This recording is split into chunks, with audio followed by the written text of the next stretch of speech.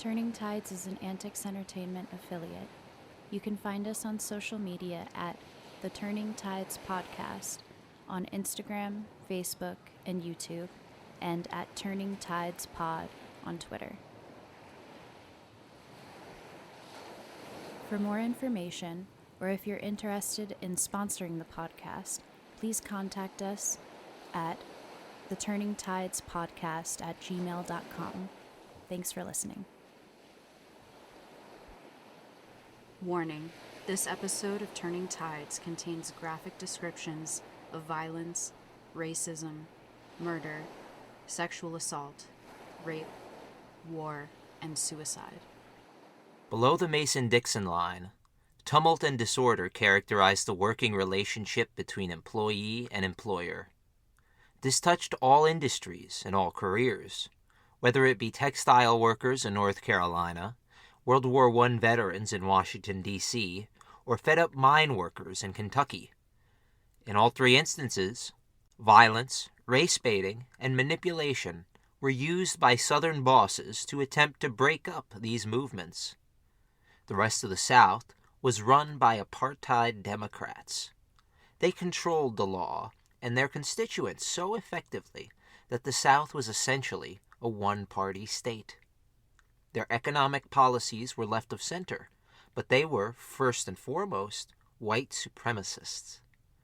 They claimed the title proudly, and this superiority complex made them incredibly bold legislators and lawmakers. The South's congressmen were practically encased in office. Having served many decades, they were rewarded with lucrative privileges and seats on powerful congressional boards, which decided numerous rules and procedures for the rest of Congress. This turned the solid South into true kingmakers. Their support could make or break any effective reform, and any reform enacted would be worded so as not to offend the peculiar institutions of the South. This entrenchment of lawmakers and economic elites turned the South into a truly backward place, both culturally and economically. Jim Crow laws ran the show. Black people were treated horrifically, while still duly being counted in the electoral colleges when election time came, which only further bolstered Southern hegemony and political power. Economically, the South had a third the population of America, but produced only 1/6 of the tax income. Poverty abounded. It was the norm. The rich were the privileged few, placed there because of their family name or inherited social status. It's little wonder that in such a climate authorities reacted harshly to increasingly multiracial labor agitation. These bold Union thrusts into the Deep South were headed mainly by American communists, battered from years of forced deportation and government crackdown, but not out of the fight for social justice. The tenacity of these fearless American communists were met by an equally fearless reactionary response. The best example of reactionary violence is the death of Ella Mae Wiggins. She was a mother of 9. She had moved to Gastonia, North Carolina in 1926 and had found work at a local sewing mill. For 12 hours a day, 6 days a week, she earned $9. When she was at work, she had to put her faith in neighbors to watch after her large brood of 9 children. After a time, her children became sick with whooping cough. She begged her boss to transfer her to the day shift so she could be with her children at night, when their attacks were especially dangerous.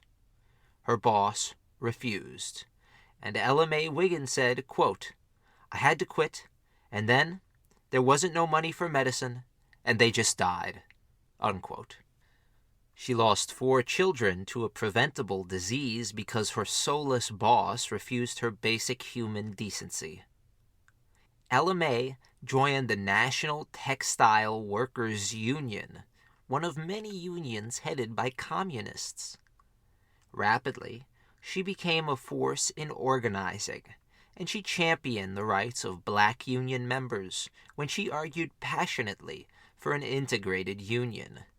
In mid-September 1929, Ella May was being driven to a local union meeting with a group of friends. They were met by an armed reactionary mob and had their car turned away. After driving 5 miles, a second car came speeding up to their jalopy. Out of the car, armed men came shooting. The driver of her car rapidly sped away, but not before pregnant Ella May was struck in the chest with a rifle round and killed. Her surviving 5 children were sent away to an orphanage, and the trauma Ella May's death had on the striking textile workers was sudden and profound. The strike collapsed, and the mill workers were put back to work. In Washington, D.C., 17,000 World War I veterans and 26,000 of their supporters were encamped outside the Capitol building. They were demanding the bonus, which Congress had authorized for them early. They said they were suffering and unable to make ends meet in the country for which they fought and watched friends die. The situation was threatening to become violent, and the thought of Washington being besieged by war veterans was simply ghastly for authorities. Congress attempted to satiate the marchers' demands, and the Wright-Patman bonus bill passed the House of Representatives relatively easily. However, once it got to the Senate, it met serious opposition and had very little support. It lost by a lopsided margin of 62 to 18. A month of anxiety passed before violence resulted in murder. Herbert Hoover, doing his best Donald J. Trump impersonation, ordered the relatively peaceful occupiers cleared. The veterans, prodded by law enforcement and state officials, started a riot. Douglas MacArthur was authorized to clear the rioters, and under the command of George S. Patton, over 1,000 U.S. infantry and cavalry cleared Washington, D.C. of their former comrades. In total, 2 World War I veterans were killed by police, while at least 55 others were injured. Northeast of Knoxville, Tennessee, nestled in the rugged mountain terrain of southern Kentucky, lies Harlan County. It seemed that in this modern world, Harlan was a place still lost in time. Mules and horses were the main mode of transportation, and the road consisted of creek beds and weather-worn animal paths. No one had money. People would barter and trade goods for services rendered. G.C. Jones grew up in this world. He started work as a 9-year-old on the wagon train, importing goods from, quote, over the mountain, unquote, into Harlan. This included baked goods, honey hams, and more frequently, moonshine. The ban on alcohol had been a blessing for enterprising individuals who were not afraid to go above the law, and many made a killing on the illegal trade, at least for as long as it lasted. As more and more coal was being mined in the nearby hills, Harlan became a veritable boom town, and the usual problems of the company town and the company store reared their heads. Amongst the individualistic miners, the Union seemed an odd fit at first, and the government hoped ingrained hatred of unionism in the South was enough to dissuade miners from joining the UMWA, or the United Mine Workers of America, headed by the outspoken John L. Lewis. As the Great Depression began to affect Kentucky's coal mines, operators deemed a 10% pay cut was necessary to keep the business running. On top of the operating costs miners incurred, this pay cut would leave those employed with almost nothing. Thousands struck in 1931 to preserve their meager wages and tonnage rates.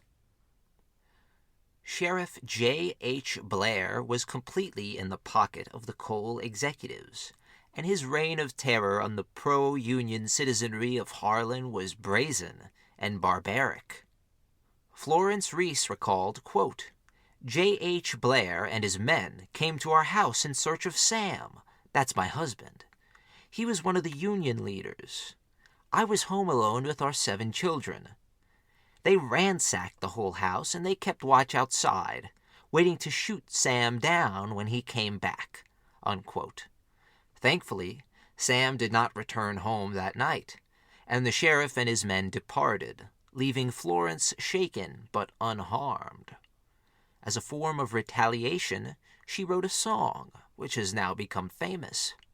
Which Side Are You On? Sets a vivid scene right away. Quote, They say in Harlan County, there are no neutrals there. Either you're a Union man or a thug for J.H. Blair, unquote. The song ends emphatically, quote, Don't scab for the bosses. Don't listen to their lies. 'Cause poor folks haven't got a chance unless we organize, unquote.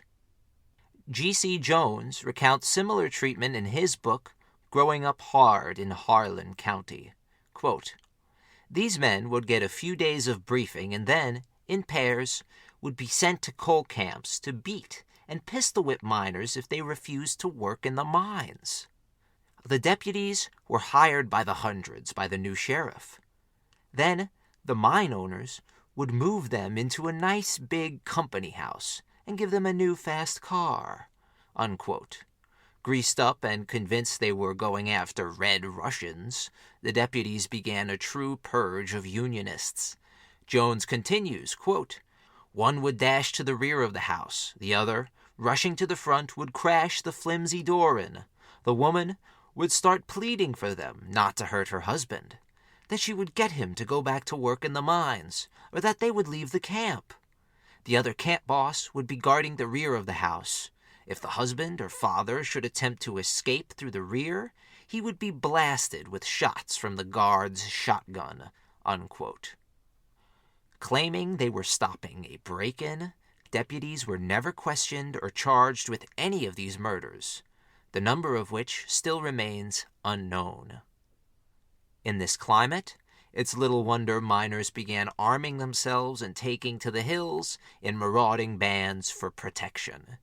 The mine owners seemingly had much to fear. By the end of bloody Harlan, 5 mine officials, guards, and deputies would be dead, killed by armed miner bullets. Things took a turn for the worst when Kentucky's governor called in federal troops. G.C. Jones says, quote, that if the women refused their sexual advances or reported the men to their commanding officer, they would have deputies take their fathers or husbands for a ride over the mountain on a one-way trip, unquote. Those forced into work down in the mines eventually found out about these abuses and rapes, and they rightly rebelled. In spite of their often violent resistance, their initial attempts at Union recognition were rebuked by Big Coal.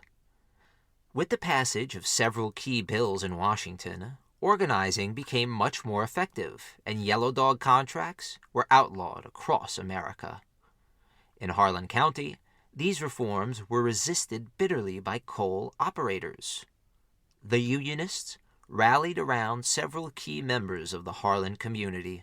One of them was G.C. Jones, who relayed messages between miners and Union officials. Local mine owner Mr. Burnett spoke directly with Jones about what could happen if the miners refused to return to work. He claimed John Lewis would use Union dues to support industry in Soviet Russia. Jones responded, quote, "We intend to stay on a peaceful strike as long as it takes for you and others like you to recognize their employees and sign a contract that will be drawn up with them and our parent union," unquote. Jones then demanded an end to the reign of terror of hired thugs, an end to all scab work, and $1 a day to all the men on strike from the company as a gesture of goodwill. Jones then offered to allow a team of Union men to work pumps, so as to keep the mines from overflowing, and he left.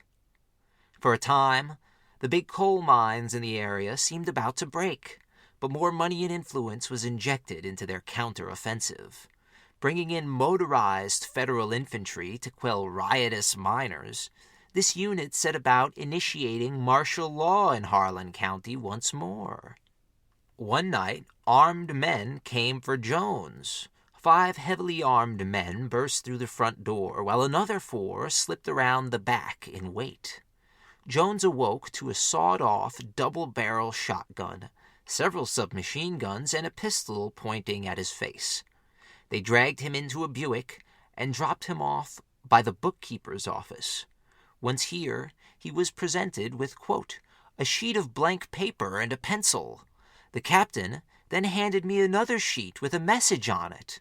He told me to read it good and then print it on the other page, word for word. I shook my head and asked, what in the hell are you trying to do to me? If you intend to take me over the mountain, you might as well get started, for I am not going to print this note, and I'm sure as hell not going to sign my name to any damn thing, unquote. He was lambasted by all present, save the captain. They called him a goddamn Russian redneck and a Union bastard. A guard went to hit Jones over the back of the head, but the captain called his dogs off, saying, quote, you know you can't do this with all these people around. Take him back home and wait for another chance, unquote. Returning home to a petrified wife, he looked across the street to a near-identical scene playing out. A long-time friend was being crammed into a car by force. All the while, Union men were going deep undercover, being hired as guards and gathering incriminating evidence. Even some state military officers were on the side of the Union and testified against the coal operators who employed them. They presented evidence of the company's wrongdoing to sympathetic congressmen in Washington. Many of the armed thugs were fired, the sheriff was removed from office, and some operators even faced criminal charges. In all, it was a supreme victory for Harlan County coal miners. G.C. Jones went on to serve in the Merchant Marine Force at the height of World War II and took part in naval battles off the coast of Cherbourg, France, and Antwerp, Belgium. Labor animosity would not cease in Harlan County. In the 1970s, miners once again struck for union representation. After a 13-month-long work action, they voted overwhelmingly for a union. Today, the coal industry in Harlan County employs fewer than 400 non-union miners, where once tens of thousands toiled under the earth. In recent years, the decline in the mining industry has led to a decreasing population, fewer economic opportunities, and poverty across Harlan County. Many miners are unemployed due to the government's response to climate change affecting the industry. This is not without cause. Coal releases more carbon dioxide into the air than any other fossil fuel. With that in mind, I think the first people who should be considered for green energy jobs should be those who lost work due to the ineptitude of those in charge, who were unwilling to change before it was too late. These miners worked for so long in dangerous, unhealthy, and dirty conditions, and now have less than nothing to show for it. The situation was so bad that in 2019, miners and their families blocked trains filled with coal, which had been removed from the ground using their unpaid labor. The only mining company in the area went bankrupt, but they kept delaying wages and making empty promises until they had no money to pay their workers. The Union had long been purged from Kentucky. Not a single Union miner remained, so no one could stand up for the miners who were being bamboozled. The police were ordered to clear the miners and their families from the tracks so their labor could be stolen by the government. This is unacceptable. And the meager restitution they were given by the new mining company was nothing compared to how much they lost in real wages doing unpaid work. Things had rapidly changed across the country. At the end of World War I, the country began to descend into the circumstances which would allow the Great Depression to take hold of America. The rapidity of the adjoining modernization left many people lost and astray. The car replaced the covered wagon, the airplane replaced the dirigible, and coal was replaced by oil. Another major change was happening in the halls of power. The population was overwhelmingly choosing Democrats to place in office. FDR's message of hope and change were what the people needed.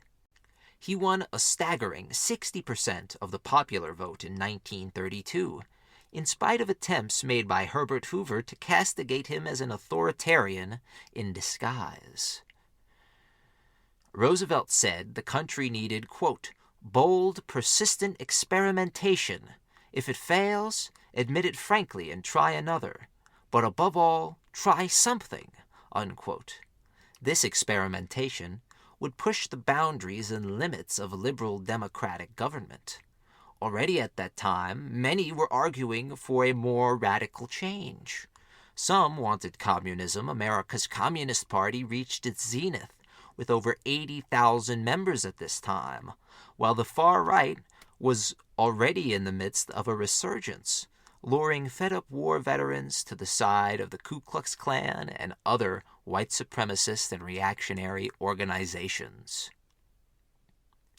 Either of these two forces could have easily destabilized the country, and for many localities they did.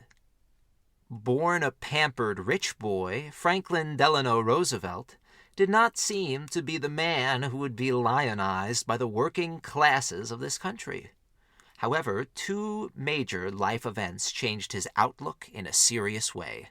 First, he lost the election for vice president in 1920. This was rather shocking for Roosevelt, and it set his career back. Next, and most importantly, he contracted polio while on a visit to a Boy Scouts camp in upstate New York. He had never run a business nor worked a day in his life, but the loss of the use of his legs made FDR rethink his whole world view. He was always a Democrat, but FDR's new empathetic outlook propelled him to the governorship of New York. He pioneered unemployment benefits and other work-related programs, which laid the foundation for his national New Deal as president. FDR was not a socialist.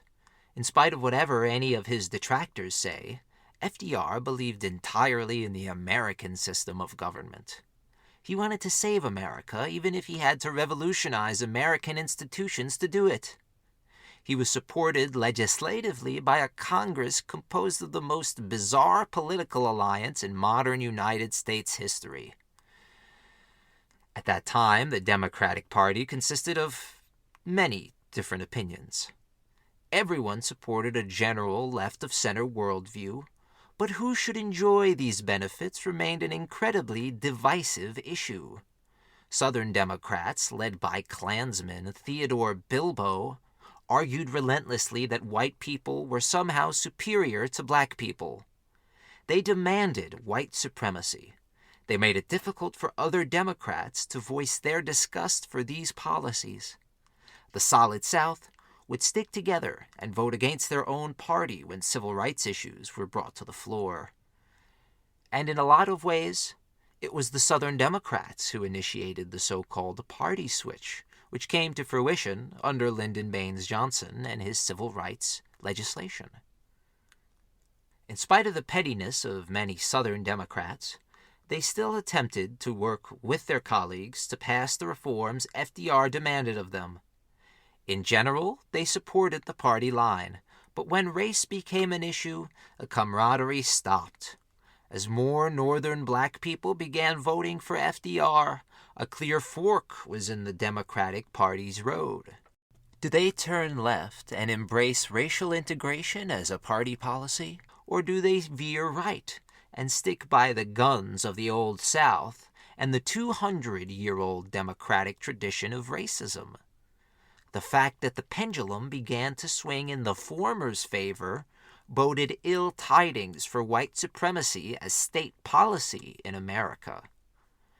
As war raged in Europe and Asia, the South seemed at war with itself, trying to come to terms with a party that wasn't theirs anymore. For his part, FDR abhorred racism and segregation, but he did not comment publicly on the increase in lynchings across America, fearing that if he provoked the South, he would lose the ability to truly change the economic foundations of the country. Regardless, his failure to stand up for black rights from the start is an irremovable stain on his presidential record, and showed he was really no different from those committing the harm, since he was not willing to say anything that would implore the vessels of violence and hatred to stop. Previous to FDR's presidency, there had already been some steps toward correcting the relationship between labor and capital. The most influential was the Norris-LaGuardia Act. This act finally removed federal courts from the equation in labor disputes. No longer could militia and National Guardsmen be called in to suppress worker rebellions with force by court order. Additionally, the Railway Labor Act of 1926 granted the right to organize to all America's rail workers. However, millions could still be fired from any number of industries if it was discovered these laborers belonged to a union. Frances Perkins was the first ever female labor secretary. She worked closely with FDR on many key parts of the New Deal. She first became attuned to the need for collective bargaining when she visited steelworks in Homestead, Pennsylvania, home of the famous steel strike. She was denied the right to speak in public, not once, but twice, but she persisted, claiming she had a right to speak wherever the American flag flew. She proceeded to lead an impromptu meeting of local workers in a post office lobby.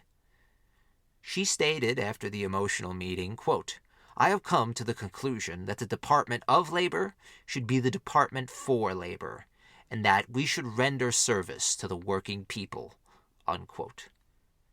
These ideas culminated in the Senate passing the National Industrial Recovery Act, or NIRA, which stipulated, among many things, the right for unions to bargain collectively and the beginning of public work programs.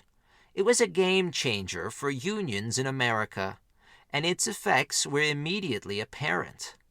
William Green, president of the AFL, said about Section 7A, quote, "From the standpoint of human welfare and economic freedom, there has been no legal instrument comparable with it since the Emancipation Proclamation," unquote. While the AFL vice president John L. Lewis said, quote, "President Roosevelt wants you to join the union," unquote. Results staggered union leaders.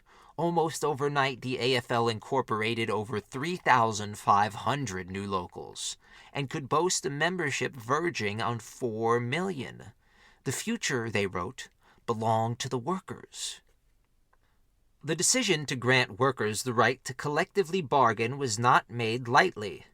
Indeed, there was every reason to be wary of labor elements in the United States. The aforementioned communist-run NTWU was one of many communist-run institutions. Communists in America targeted two groups above all others as possible members: black people and the unemployed. Black people were treated cruelly across the country. Even most labor unions would not allow black people in their ranks. Unemployed people, meanwhile, were in desperate abundance, and those with jobs made very little money and worked irregular hours. The communists grew to be a powerful force for agitation in big cities like Detroit and New York. Regardless of what many of us might feel about communism as an ideology, there is no denying that these American communists were a force for good. It's largely thanks to American communists that black people and the unemployed became more publicly involved in labor rights and agitation. Philip Dray says these communists and their unemployed councils, quote, helped inspire a parallel cultural development, a surge of national feeling for old-stream patriotism and curiosity of the lives of common people, unquote. This crossover of cultures had many lasting effects. Black music and culture began to be celebrated and stolen, and literature focusing on the common man became a popular American genre. Grapes of Wrath, Waiting for Lefty, and The Iceman Cometh are but a few examples of excellent American penmanship.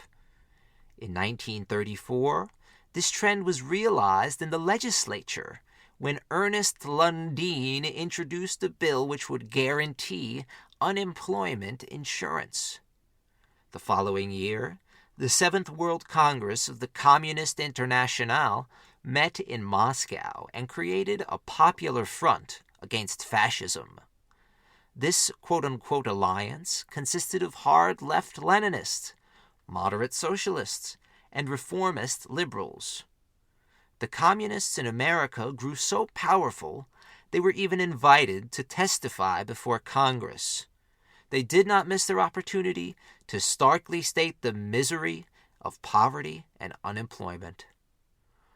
Earl Browder said, quote, "The front-line trench today is the battle for preserving a measure of life, liberty, and the pursuit of happiness in this country. It is the essential foundation for preservation of a measure of civil liberties, for resistance to fascism and war.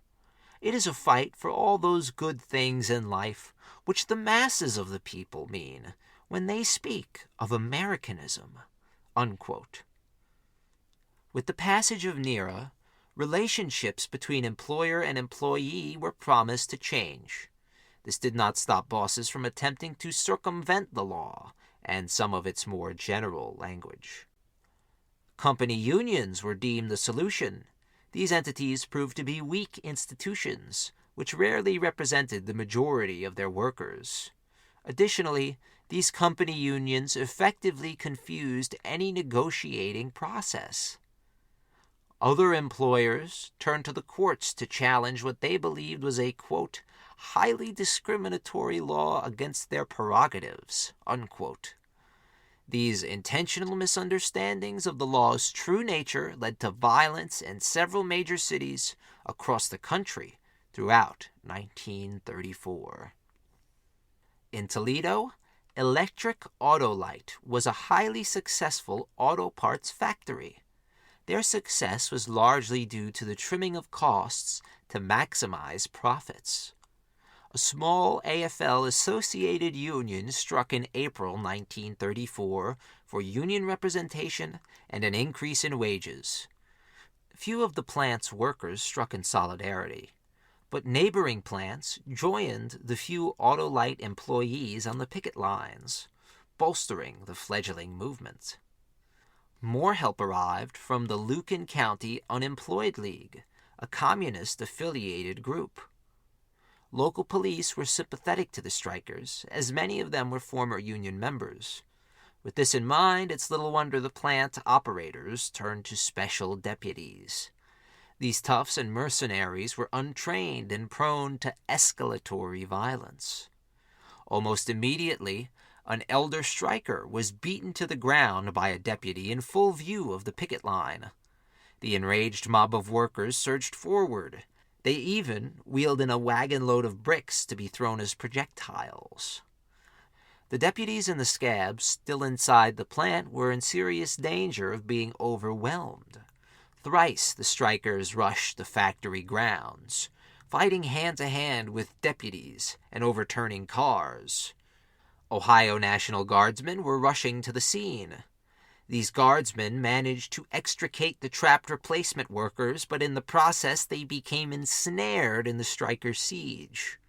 They tried to clear the way with their bayonets, but when this failed, they fired into the crowd, injuring dozens and killing 2.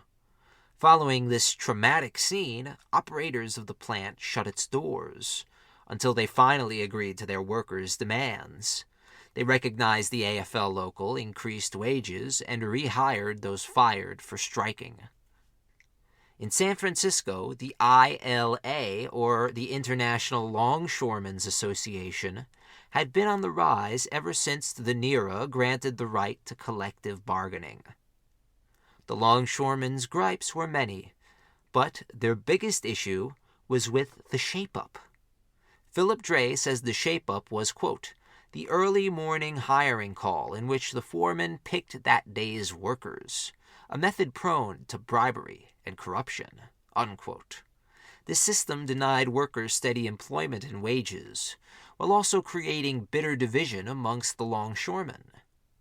The ILA attempted to right these wrongs under the leadership of immigrant Australian communist Harry Bridges. The dock workers of the Pacific Coast struck for an end to this medieval system of work. The owners responded in late spring of 1934 by attempting to bring in scab labor. When this was discovered, the International Brotherhood of Teamsters, or IBT, struck in solidarity with the longshoremen. Now, there would not be a single thing transported from the docks, as Teamsters controlled all the lanes of shipping. Local police and San Francisco's Industrial Association attempted to forcibly reopen the docks in July. They were met by incensed longshoremen who battled police with, quote, bricks, stones, and railroad spikes, unquote.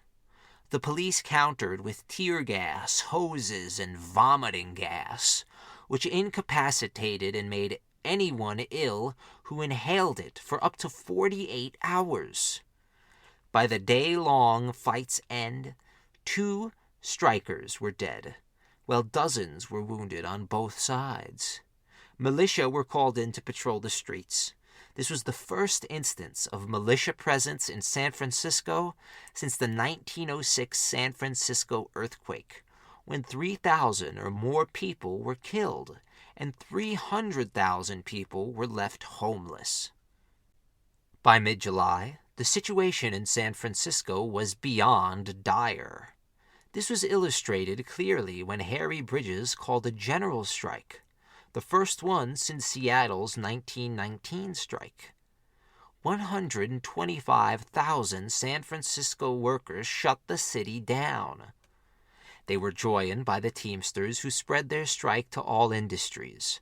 Now nothing moved. Authorities wanted the, quote, communist insurrection, unquote, crushed without delay.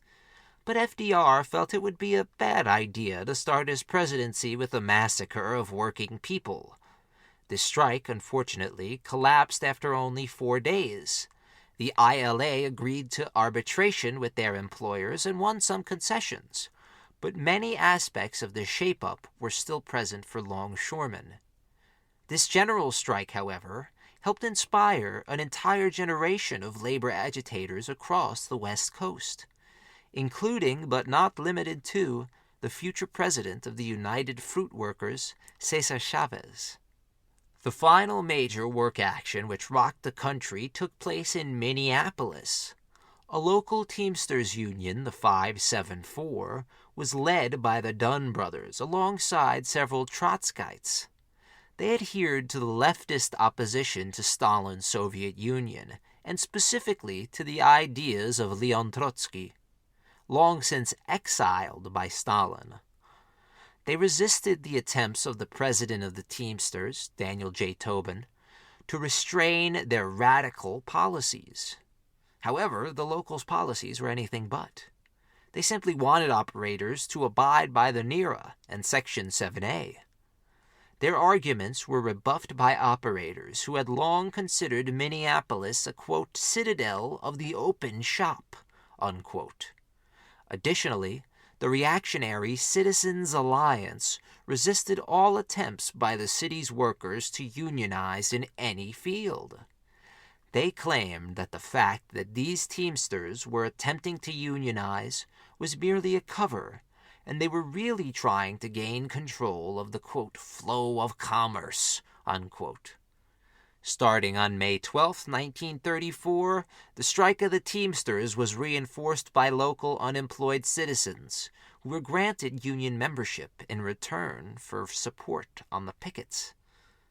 On top of this, the Dunn brothers and their allies had created a truly robust and organized strike system, offering, quote, a daily strike newspaper, loudspeaker broadcasts, a commissary, and medical and ambulance services for their wounded, unquote. Placing spotters all around the city, the strike leaders were kept informed on any police or Citizens Alliance movements.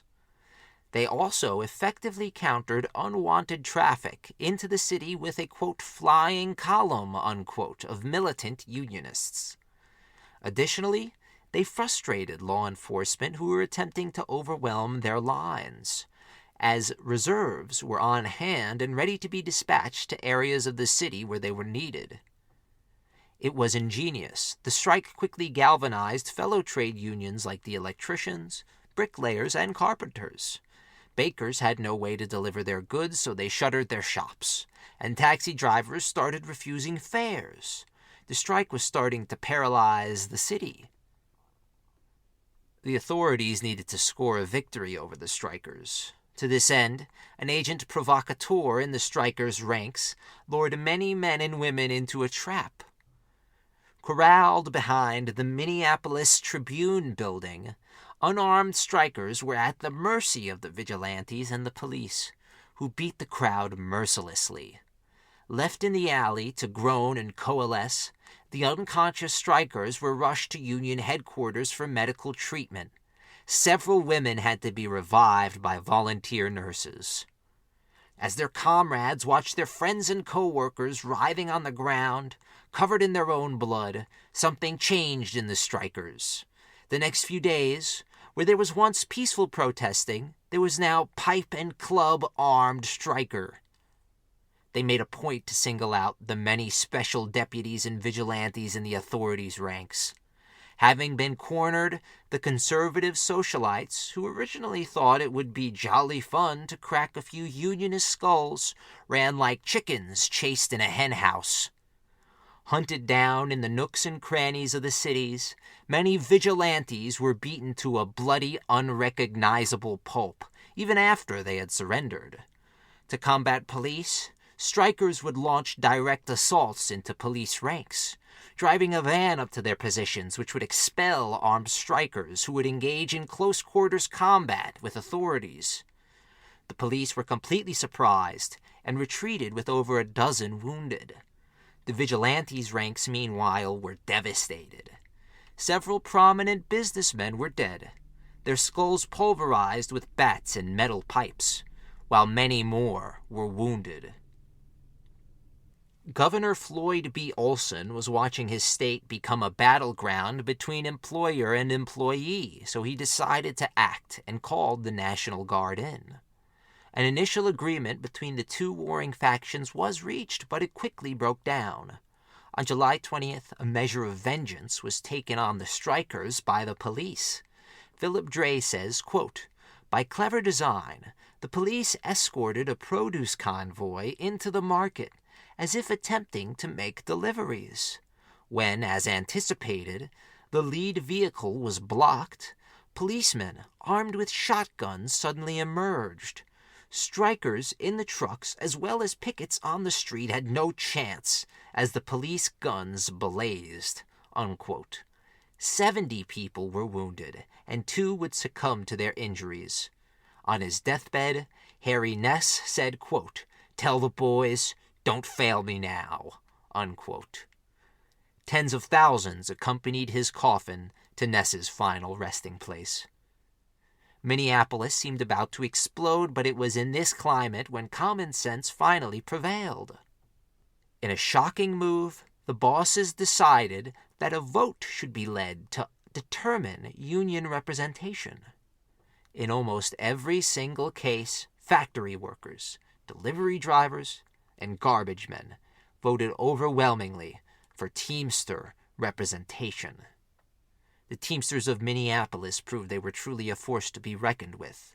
They would not allow themselves to be attacked and waylaid in the streets without equal repercussion. Black labor rights advocates were beginning to find support as well. For many years, conservative voices both within and outside of the black community were advocating against unionism. In the bygone days of American labor, these arguments held true. However, starting in the late 1920s and the early 1930s, labor rights were moving toward black inclusion. Communists led this charge, being incredibly brazen with their rhetoric and their organizing. The Deep South was one of their main campaign grounds. This explains the targeting of communists and unionists by the Ku Klux Klan as late as the 1970s. One of the primary black voices during the American labor movement was A. Philip Randolph. He was the leader of the all-black Brotherhood of Sleeping Car Porters. These porters were some of the best-paid black workers in America. In spite of this economic fact, they were still treated repugnantly and constantly degraded by bosses and customers alike. Many were forced into 100-hour weeks and were left unpaid for overnight layoffs, and they were fired if they complained or attempted to unionize. It took almost a dozen years of constant struggle between the Brotherhood and the employers until the latter agreed to a collective bargaining agreement in 1937. More importantly for the Union and for the greater labor rights movement in America, the Brotherhood gained recognition and affiliate status with the AFL, which had long been known for its exclusionary and racist policies. Allegiances within the AFL were proving contemptuous during this time. Two schools of logic and division seemed to be fracturing the largest union in America. The traditionalists in the AFL believed trade unions should be organized along industrial lines a la the journeyman and guild system of time immemorial. The newer breed of AFLers believed unions should be organized through entire industries. This seemingly pedantic debate caused serious consternation between followers of John L. Lewis, who supported industrial unionism, and followers of Greene, who supported classic trade unionism. This led to physical violence at an AFL meeting in Atlantic City. Following a vote in which hardliner AFL members decided to maintain the status quo of trade organizing, John L. Lewis attempted to once more raise the issue, at which William L. Hutchison called Lewis a, quote, bastard, unquote. At this remark, Lewis bounded over several rows of chairs and punched Hutchison square in the mouth. According to a witness, Lewis proceeded to, quote, adjust his tie and collar, relight his cigar, and saunter slowly through the crowded aisles of the rostrum, unquote. A split between traditionalists and industrialists seemed written in the stars. On November 23, 1935, Lewis resigned as AFL vice president and founded the Committee for Industrial Organization, or the CIO. The AFL dug in its heels and stuck by its age-old process. By March 1937, all members of the CIO were formally expelled from the AFL. John L. Lewis, for all his aggressive rhetoric and actions, was right when he wished to organize along entire industries. The CIO proved a colossal success, and under the leadership of Lewis, it grew unbelievably rapidly. Running to the CIO's banner were many communist and left-leaning unions. These men and women were adept organizers, and their influence helped the CIO immensely and immediately. Lewis was also proving to be one of the most popular people in America. His radio addresses were listened to by tens of millions of Americans. Often having a direct audience with Roosevelt and his cabinet, Lewis was seen as instrumental in achieving many New Deal policies. The results spoke for themselves as the CIO rapidly outpaced AFL membership within a few months of its inception. In retrospect, the AFL's decision seems incredibly foolish, especially since the CIO was not arguing for some radical change, just a change in the style of union organizing. However, for the AFL, this must have seemed like an integral link in their chain.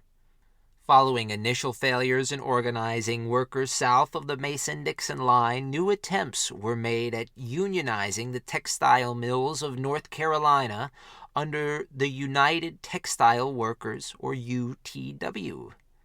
The South already ignored or changed laws which did not account for racist Southern policy.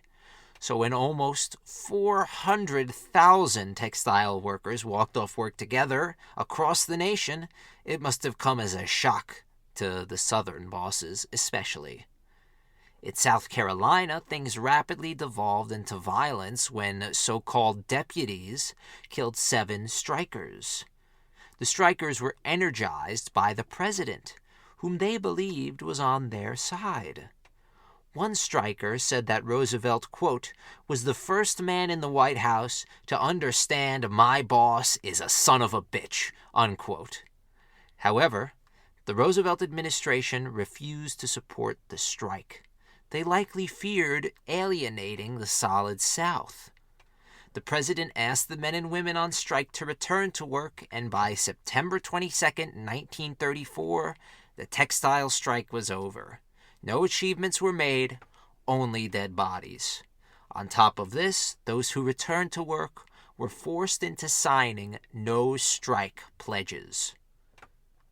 The NERA was being disregarded, outright violated, and challenged at every turn.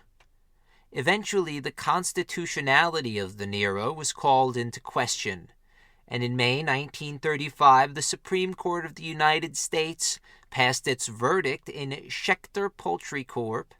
Versus the United States, or the sick chicken case. Philip Dray says, quote, the Schechter brothers were accused of selling chickens whose condition violated public health restrictions. The appellants argued that while the chickens they sold came from another state, they had bought them from a middleman in New York, and thus were engaged in intrastate, not interstate, commerce. Hence, the operation of their business was not subject to federal regulation. The underlying issue was whether the Roosevelt administration had the right to dictate how and in what manner an individual operated, unquote. The court unsurprisingly sided with the brothers and their sick chickens, deeming the NERA and all its sections unconstitutional. Roosevelt was flabbergasted. He said, quote, a nationwide problem demands a nationwide remedy, unquote. With the court's interpretation of the Constitution, it would take 48 separate state laws to shift national economic policy. Robert F. Wagner was equally appalled. Originally born in Mastodon, which was then a part of the German Empire, he emigrated to New York City a year before the Haymarket incident with his family. He graduated from City College and then New York Law School, being admitted to the bar in 1900. Wagner became a part of the Tammany Hall Democratic political machine, which ran New York City at the time. Alongside one-time presidential candidate Al Smith, he headed the State Factory Investigating Committee. Based on suggestions by Wagner and Smith, 38 labor reform laws were introduced to New York State. Wagner was first elected senator amid a deluge of other Democratic candidates in 1932. He became an untiring advocate for union rights as well as the rights of the lower classes. His legislation includes but is not limited to the Social Security Act, the Works Progress Administration, and the Civilian Conservation Corps. Ever since NERA's passage, he had been working tirelessly on follow-up legislation in order to strengthen the New Deal and workers' rights. His legislation would take aim at company unions and protect collective bargaining, saying, quote, Section 7A was written by Congress to protect the weak who could not protect themselves, and it was intended for universal application, not universal modification. Speaking on company unions, collective bargaining becomes a mockery when the spokesman of the employee is the marionette of the employer, unquote. Earning his spurs during the Progressive era, it's hard not to see the ideals of industrial democracy at work in the New Deal. The National Labor Relations Act, or the Wagner Act, was an incredible piece of legislation.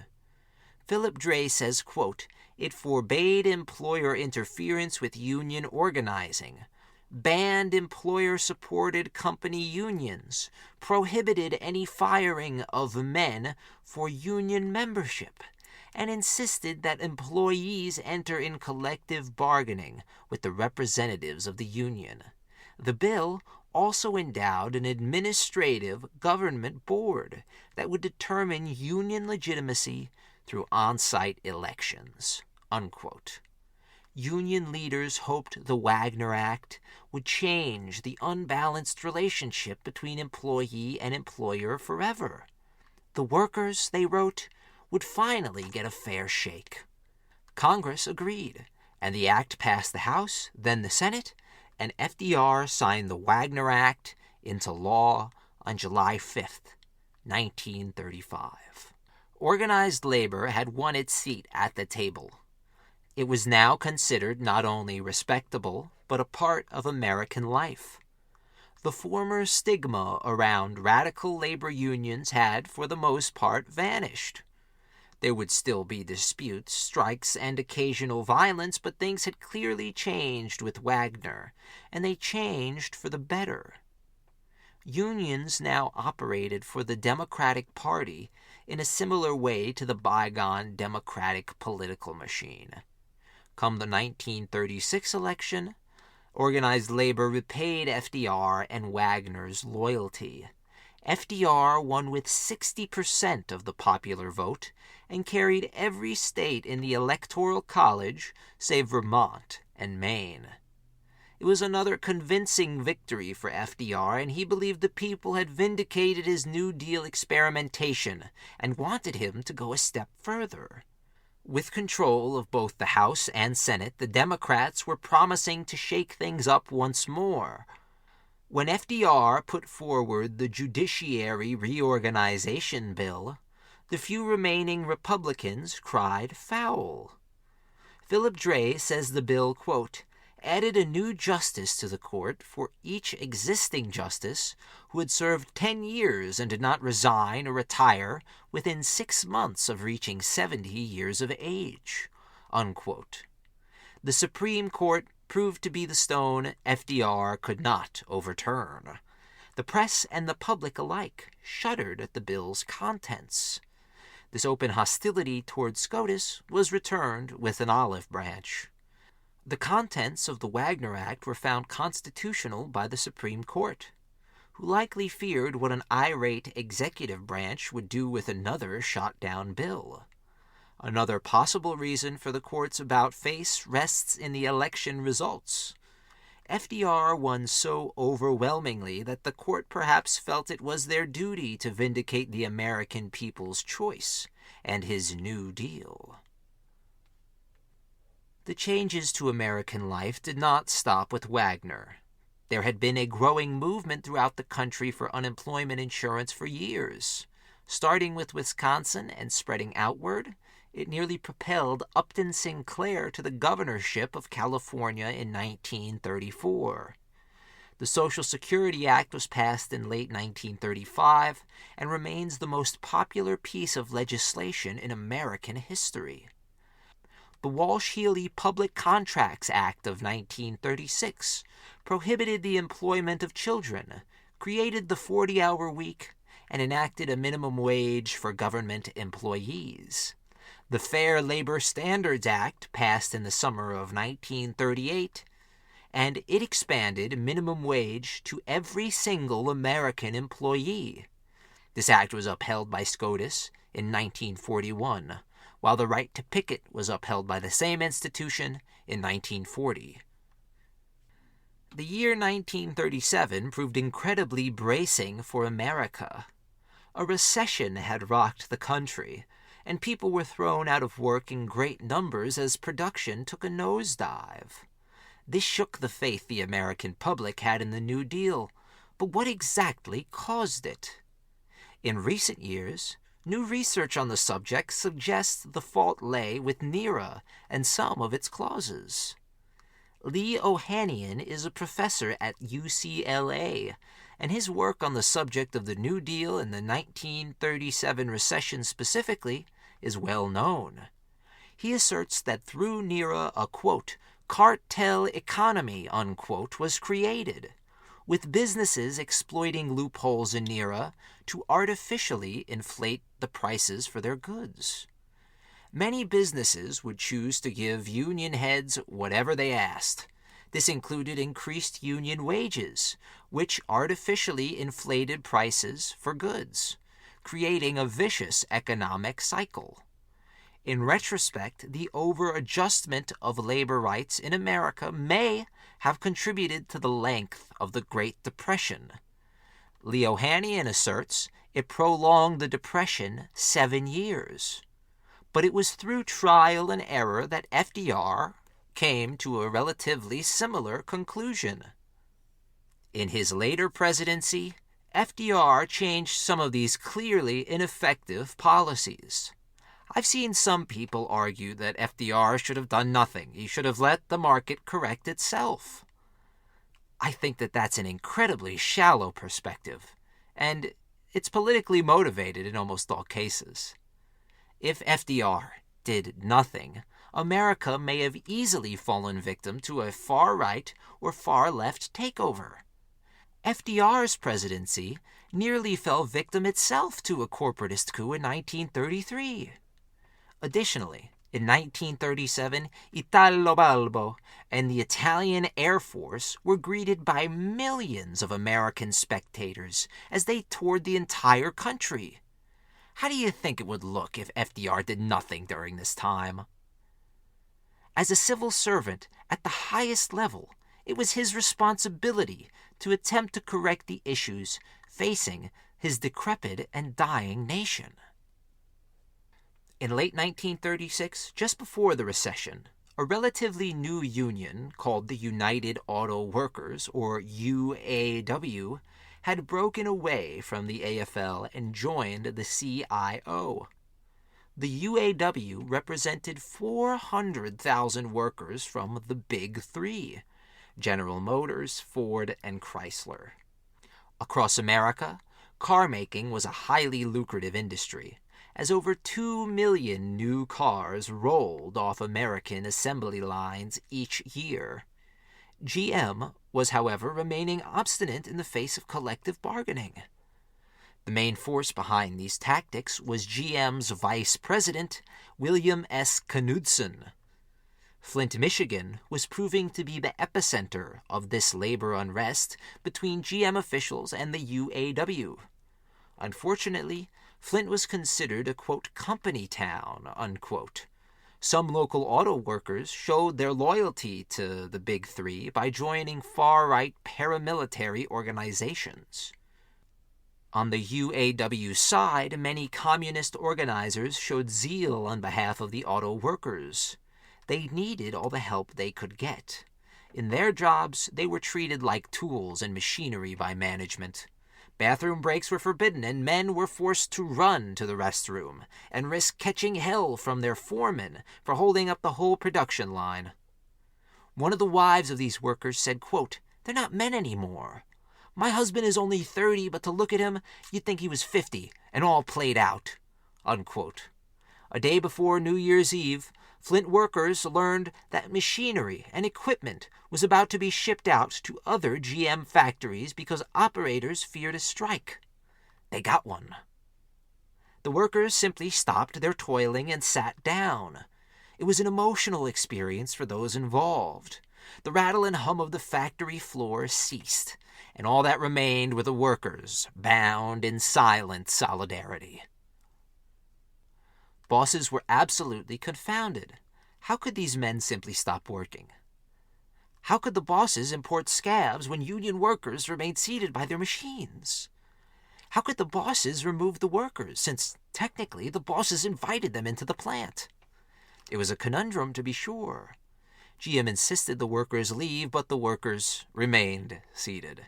They would not leave, they said, until the union was recognized by GM and collective bargaining, the law of the land, was acknowledged.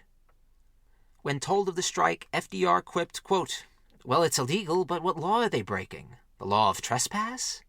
But shooting it out and killing a lot of people because they have violated the law of trespass somehow offends me.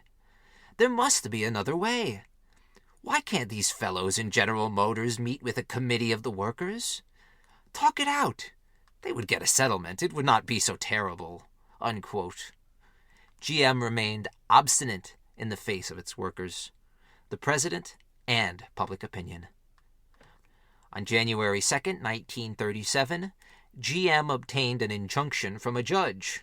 However, it was quickly discovered that this same judge owned $200,000 worth of GM stock.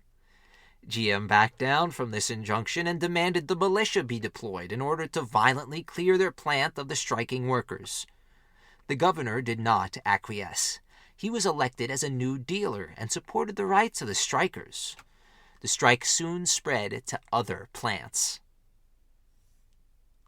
GM decided a show of force would dislodge their recalcitrant workers.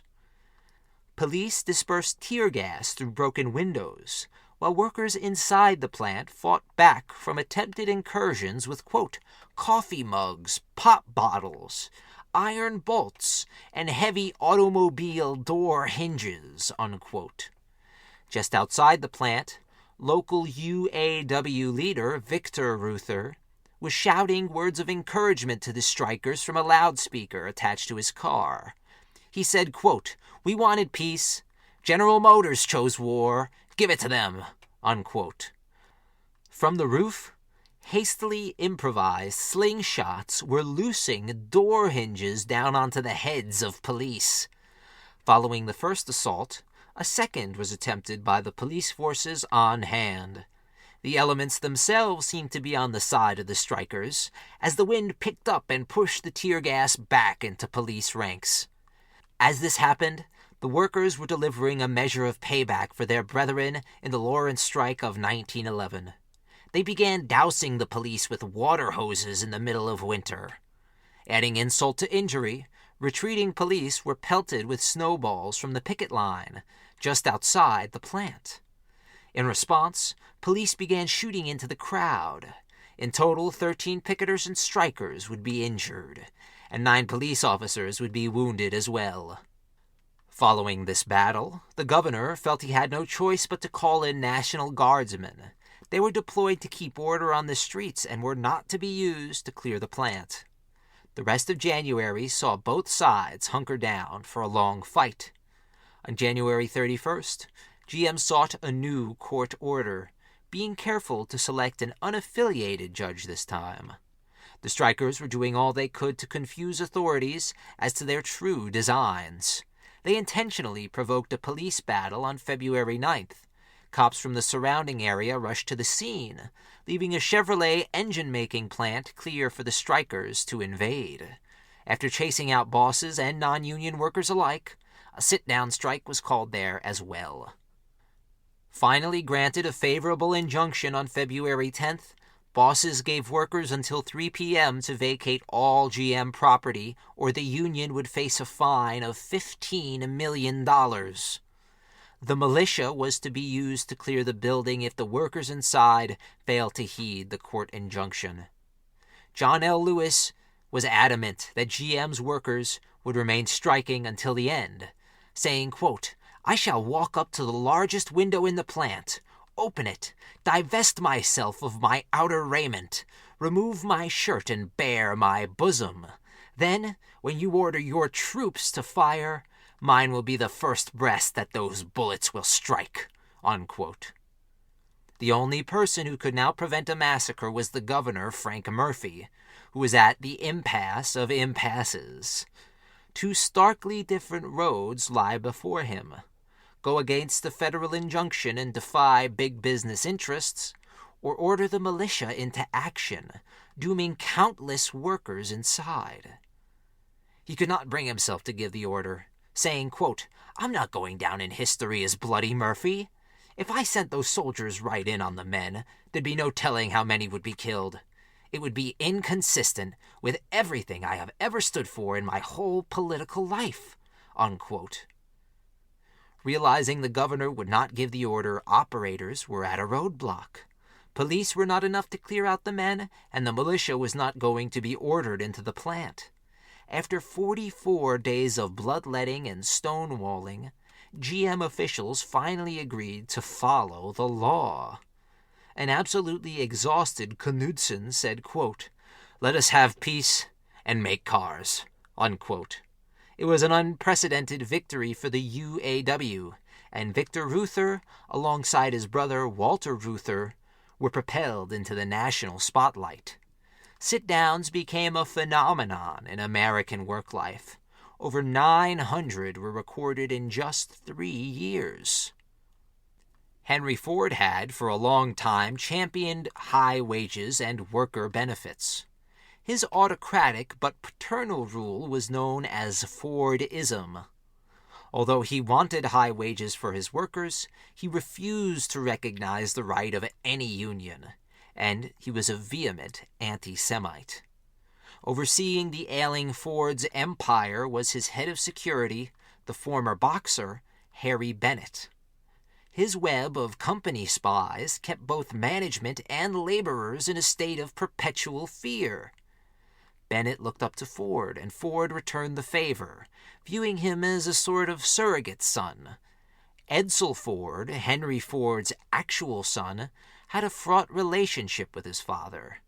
Edsel supported moderate reforms which he believed would improve the working relationship of owner and worker alike. Henry Ford, however, was stuck in his 1920s welfare capitalist mindset. The UAW were determined to break the will of the last major non-union car maker in America. On May 26, 1937, Walter Reuther was leading a group of clergymen, sympathizers, and reporters to an overpass which trailed to a Ford-owned property. Reuther had a permit to distribute leaflets to passers-by on the overpass. In spite of this, a large contingent of Bennett's secret police confronted the union organizers. In a moment, the hired thugs were wailing on both Walter Reuther and Richard Frankenstein, a fellow organizer. Frankenstein got the worst of the gang attack. His shirt was pulled over his head as he was punched repeatedly in the face by several thugs. Reuther was slammed on the concrete floor, quote, 3 or 4 times, unquote, all while being kicked and punched by men with brass knuckles. The thugs descended on the rest of the congregation, consisting of union men, clergymen, women, and reporters. All were assaulted. In total, 20 people were wounded in the so-called Battle of the Overpass. Frankenstein was absolutely battered, while Reuther was visibly shaken and bleeding from his nose. Ford attempted to blame UAW organizers for this unprovoked attack, but there were simply too many witnesses. In his petulant anger, Ford withdrew advertising from national papers which ran negative coverage on his company. The scrutiny from this battle was such that a federal inquiry into labor practices in America was launched. In December of 1937, the La Follette Civil Liberties Committee released its report. It cited spying and private detective agencies as the main cause of violence in most labor disputes. Spying was, quote, almost universal, unquote. Companies like GM spent $800,000 on Pinkerton spies annually. Philip Dray says, quote, when the firm grew concerned that some of its spies might be stealing company trade secrets, it hired spies to report on them. Soon it felt compelled to employ yet a third tier of spies to keep tabs on the previous two, unquote. Edsel attempted to make his father see reason. The tides were clearly turning against Henry Ford, but the careworn industrialists refused to budge. It would take years for him to see the light, and he would not gaze willingly. Since the collapse of the amalgamation, there had not been a nationwide steelworkers' union, but this was about to change. Calling itself SWOC, or the Steel Workers Organizing Committee, it was headed by Philip Murray, the vice president of the CIO.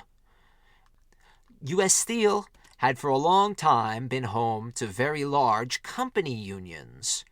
SWOC began to infiltrate these entities. Around the same time as the GM strike, John L. Lewis met several times with Miriam C. Taylor, the CEO of U.S. Steel. Wishing to avoid a costly work action as well as capitalize on newfound profits, Taylor agreed to terms with SWOC, and they granted a pay hike and an 8-hour day.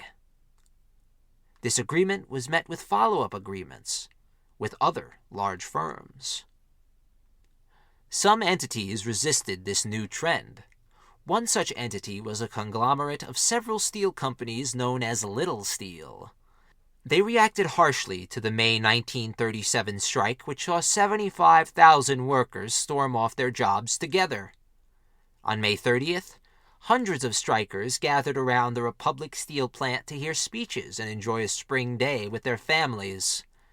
They began a march toward the plant, chanting, quote, CIO, CIO, unquote. At the march's head were two young men carrying American flags. Before the main group of strikers reached the plant's gate, however, police and armed guards began firing haphazardly into the marchers. A police riot ensued, with police chasing down and executing unarmed civilians. 10 lay dead, while over 100 people were injured. The authorities reacted indifferently to the plight of those killed by rampaging law enforcement. FDR proclaimed, quote, a plague on both your houses, unquote. FDR's callous indifference toward those butchered outside Republic Steel may have been based in his declining personal relationship with John L. Lewis. Both men were firebrands, but they had very different personalities. Lewis often used the president in speeches and claims, while the president saw Lewis as a flamboyant, but necessary, annoyance. Lewis envied Roosevelt's position as leader of the nation. Following the Shakespearean remark by the president, Lewis hit back.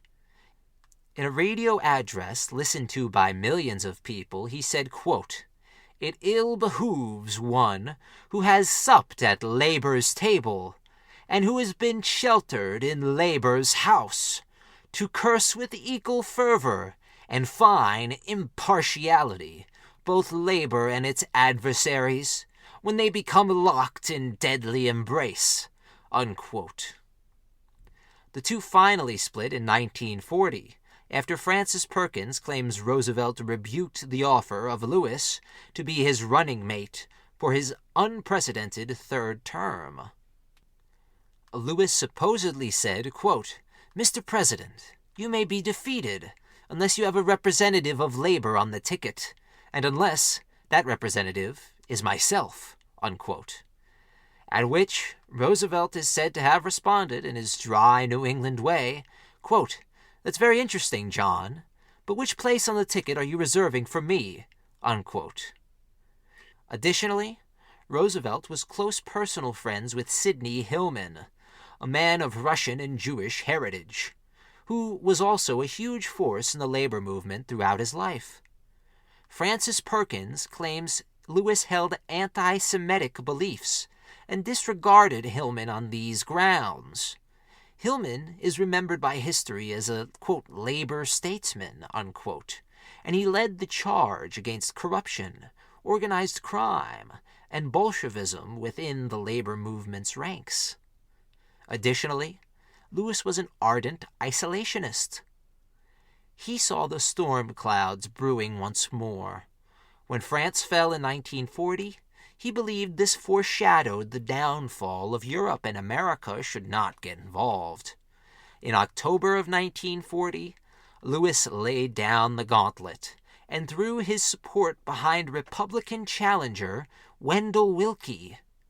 If Willkie lost in November, Lewis promised he would resign as president of the CIO. In closing, he said, quote, "Sustain me now, or repudiate me," unquote. The standoff at the Ford Auto Parts plant was still raging. UAW launched what it hoped would be the drive which would make Ford agree to unionize. On April 1st, 1941, the strike began in earnest after 11 night shift workers were fired without cause. The gigantic workforce split over the matter of striking. Many of the plant's black workers were on the side of the company, and with good reason. Ford was one of the few industrial bosses making it a point to hire black workers. They repaid his objectivity and occupied the plant against the UAW strikers outside. Very rapidly, hand-to-hand combat began developing along racial lines. The situation threatened to become explosive. The standoff between white union workers and black non-union workers was ended by the NAACP. The president of the association arrived to bring black workers to the side of the union. The president's name was Walter White. He led the NAACP for almost 25 years, and following his tenure wrote an autobiography on his experiences in the book, A Man Called White. Thanks to his leadership, black workers ended their occupation of the plant. He is also one of the main people responsible for black voters increasingly supporting Democratic candidates come election time. Edsel Ford, meanwhile, had managed to finally come to grips with his father's personality. He got the autocrat to agree to a union election. This vote went overwhelmingly to the UAW. Obstinate to the end, Ford threatened to shutter every plant he owned. Changing his mind one last time, he agreed to recognize the union. He would have to work with his workers if he wanted his workers to work for him. On December 7th, 1941, a date which will live in infamy, Imperial Japanese forces surprise attacked America's Pacific Fleet as it lay anchored in Pearl Harbor. The damage inflicted was extensive. This attack coincided with Imperial Japanese invasions across the Pacific. Following this, Germany declared war on the United States, while the American people were firmly entrenched with the Allied powers and the Soviet Union. Within weeks, Roosevelt, now in his third term, met with labor and industrial leaders and called for an agreement to the cessation of strikes, lockouts, and sit-downs. Henceforth, all labor disputes would be handled by the War Labor Board, which applied inflation rates to wages, which were inconsistent with the current rates of early 1943. John L. Lewis resigned as head of the CIO after Roosevelt's election, but he was still president of the United Mine Workers of America. He lamented the poverty facing many miners if wages failed to keep up. He said, quote, "When illness strikes the mine worker's family, they cannot be cured with an anti-inflation dissertation. The facts of life in the mining homes of America cannot be pushed aside by the flamboyant theories of an idealistic economic philosophy," unquote. In all, the Labor Board fulfilled its obligations and arbitrated hundreds of labor decisions throughout the war, but there were certain sectors of American life which had gone by the wayside. Following several wildcat or impromptu strikes, Lewis voiced his willingness to stand up to coal operators and fight for more money for the miners of America.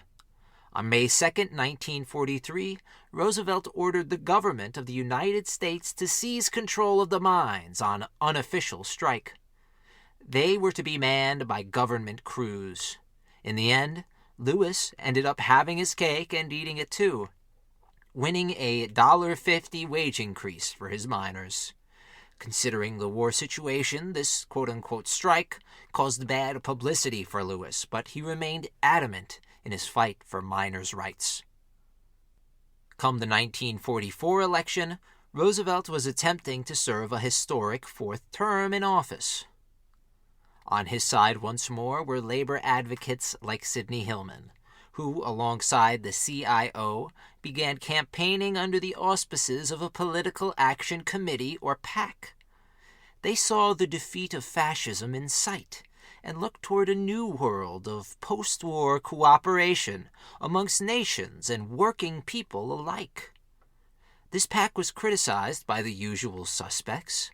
John L. Rankin of Mississippi said Hillman was a, quote, Russian-born racketeer who wants to be the new Hitler of America, unquote. This anti-Semitism was on display throughout America, which refused Jewish refugees as the Holocaust gassed millions, and the Wehrmacht shot millions more.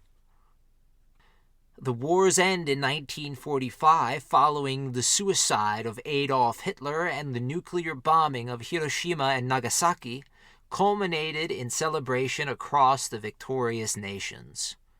The defeated were left with the rubble they once claimed was the center of the universe. For all their grandstanding and so-called racial superiority, they were met with the stone-cold reality of the greatest, multi-country, heterogeneous, military coalition in recorded history. Mexican, Mongolian, Brazilian, South African, Kiwi, Aussie, Canadian, Chinese, Filipino, Yugoslavian, Greek, Ethiopian, French, Belgian, Dutch, Norwegian, Czech, Polish, British, Soviet, and American fought for the same common goal throughout North Africa, the Pacific, Italy, and mainland Europe. On the home front, America was irrevocably changed. Women and black people were no longer on the outside looking in for crucial American jobs. They were now the holders of these jobs, as millions of white men were drafted into the fighting ranks of American armies. America would have to face the future on uneven footing. President Roosevelt was dead before the war's end, leaving Harry Truman in charge of a country which was as unsure of his leadership as he was. Before he died, Roosevelt promised the American people a, quote, second Bill of Rights, unquote, which would have guaranteed work, health care, and security to every single American. Truman would choose not to follow up on this pledge. The First Great War caused consternation and upheaval in America. Following its parting blows, many worried history might repeat itself after World War II. Labor leaders believed they had reached a crucial crossroads. The coming post-war years would prove whether labor had had its day in the sun, or if it was here to stay. American industry had come out of the war on top. All other competitors were either atomized, bombed out, or ineffectual command economies. Alongside a New Deal-tired Congress, private and state forces coalesced to bring down the power of organized labor. On their side were SCOTUS, who sided with the United States when they claimed the 1946 UMW strike violated court injunction. It was a sign of serious change to come. Truman time and again sided with big business in labor disputes. In the above-mentioned case, he declared a state of emergency so he could use federal troops to enforce mining. Once again, in May 1946, he threatened 300,000 railroad workers with government occupation if the railmen refused to return to work. Truman was altogether perturbed at the amount of work actions happening across the country, which, quote, hampered the nation's productivity, unquote. He deemed it necessary to, quote, adopt a comprehensive labor policy, which will tend to reduce the number of stoppages of work and other acts which injure labor, capital, and the whole population, unquote. Seeing the changing times, Francis Case attempted to capitalize with a bill aimed at curtailing the rights of organized labor. Philip Dray says the Case bill, quote, established a federal mediation board, a 60-day pre-strike cooling-off period. It also banned secondary boycotts and allowed for injunctions against certain forms of picketing, unquote. Sidney Hillman was furious at the bill's contents. He collected 1 million signatures and urged the president to veto the Case bill, arguing it would embark America, quote, on the road to fascism, unquote. By the 1946 midterms, Republicans had garnered enough strength to gain veto-proof majorities in both the House and Senate. America had to strap in for a conservative New Deal. They first set out to tarnish the Wagner Act, with several new amendments known as the Taft-Hartley Bill. This bill was a repudiation of many of the rights gained by labor in the past generation. It stipulated the beginning of right-to-work laws, which soon gained prevalence throughout the nation. It destroyed the right of industry-wide collective bargaining and gave employers the right to sue over boycotts. Union heads had to swear they were not members of the Communist Party, and it expanded presidential authority in seeking injunctions against work actions. In effect, it turned the clock back on nearly half a century of gradual reform, culminating in FDR's New Deal. Many union leaders fell in line with the Taft-Hartley bill and eagerly admitted to not being communists. John Lewis had a problem with such language. Regardless, he fell in line too, not wishing to seem disloyal to the country he truly loved. Laborites decried the bill bitterly, but it was finally passed by an overwhelming veto-proof margin. Philip Dray says these protestations by union leaders across the country, quote, were the sounds of helpless rage as labor was shoved over a cliff, unquote. If conservatives hoped the Taft-Hartley would be the beginning of a trend, their hopes proved dashed. Even the bill's language proved ineffective in curtailing striking in any meaningful way. In the fall of 1949, a seminal victory was won by steel workers, who threatened to strike in response to bearing the sole burden of paying for health insurance and pension plans. Over 500,000 steel workers across the country shut down their foundries. Led by Philip Murray, he claimed the workers were attempting to, quote, safeguard the democratic way of life against totalitarian onslaughts from left or right, unquote. In tandem with this work action, coal miners struck in the hundreds of thousands as well, threatening to stop American industry altogether. 11 days into the strike, the effects were already being felt in all corners of the country. Dire warnings were sounded that if this strike continued for much longer, millions would be out of work. The rubber finally met the road on Halloween, when Bethlehem Steel agreed to provide pensions to their employees who had served the company for 25 years or more. Meanwhile, health care would be paid 50-50 by employee and employer and would apply to all 70,000 of Bethlehem's employees. It ended up serving as a model. In the face of Taft-Hartley, the CIO mounted a truly ambitious campaign, Operation Dixie. It was another attempt at unionizing the textile mills of the former Confederacy. It was done in the hopes of equalizing wages between northern and southern textile workers, as traditional textile bases in New England and New York were being abandoned for southern cities, whose productivity was increasing exponentially due to improvements to the air conditioner. In spite of this economic modernization in some sectors, the South remained deeply entrenched in apartheid. The Southern Democrats became a maligned force in the new-look Democratic Party, which garnered much of its newer support from Northern black workers, women, and trade unionists. The Southern Democrat turned more violently to racism and sectional differences. In 1948, Strom Thurmond led the white supremacists out of the party ranks, and as a third-party candidate nearly spoiled Truman's second term. He managed to win 4 southern states, as well as over 1 million popular votes. Democrats had been pushing closer towards segregation and supporting black liberation. In 1941, following the original March on Washington, led by A. Philip Randolph, Roosevelt had ordered an end to segregation in federal defense contracts, while also creating the Fair Employment Practices Commission, or FEPC. Following his predecessor's lead, Truman desegregated the entire armed forces in 1948.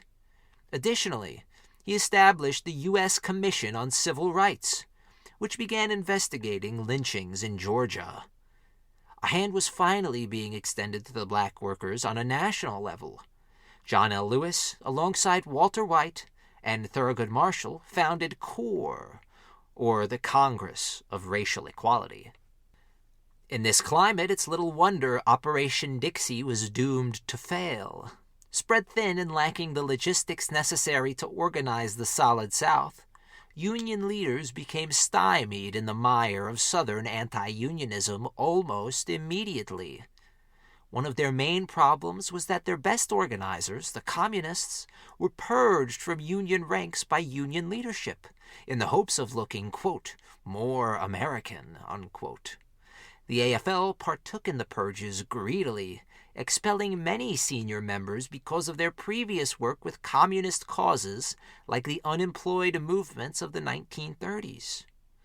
Meanwhile, in Operation Dixie, CIO organizers were met with repeated roadblocks in the form of local customs and laws. When granted union elections, most textile workers voted against them, believing they had it good on only a few dollars a week. The only other outlet for Southern labor was laying asphalt outside or pruning weeds on, quote, red clay farms, unquote, many of which were still recovering from the ecological disaster, the Dust Bowl. After several years of wasting resources, the CIO retreated from the land of Dixie. Foreign competitors in automaking flooded the South, taking advantage of anti-union laws and incredibly low wages. In 1954, the Supreme Court finally ruled the Jim Crow laws were illegal. Eventually, in 1957, federal soldiers would be sent into the South to uphold the desegregation of Central High School in Little Rock, Arkansas. The original rupture of the AFL and the CIO was beginning to heal. Both were incredibly powerful forces, boasting 9 million and 6 million members respectively. The main antagonisms remained with the older members, who still remembered the, quote, punch heard around the working class, unquote. However, in November of 1952, both William Green of the AFL and Philip Murray of the CIO passed away. That same month, the first Republican since Herbert Hoover ascended to the presidency, Dwight Ike D. Eisenhower, cruised easily to the White House on a massive ad campaign, "We like Ike, I like Ike, everybody likes Ike for president," and his overwhelming support from war veterans. The new CIO president was Walter Reuther, survivor of the Battle of the Overpass. One of his earliest memories was watching his father cry as Eugene Debs was taken to prison for violating the Espionage Act. He remembered how his father would say, quote, "How can they imprison so kind and gentle a man?" Unquote. Walter Reuther looked more like an all-American quarterback than a Union leader, and he was one of the least corruptible men in the whole country. Even opponents could not help but admire his uncanny negotiating ability. A flummoxed GM boss once turned to him and said, quote, "Young man, I wish you were selling used cars for me." Reuther responded, puzzled, quote, "Used cars?" The boss repeated, quote, "Yes, used cars. Anyone can sell new cars," unquote. Reuther's counterpart and new president of the AFL was George Meany, head of the New York City Plumbers Union, and quite frankly, an intimidating-looking man. He was described as, quote, "a cross between a bulldog and a bull," unquote, and was constantly found clutching a stogie in his teeth.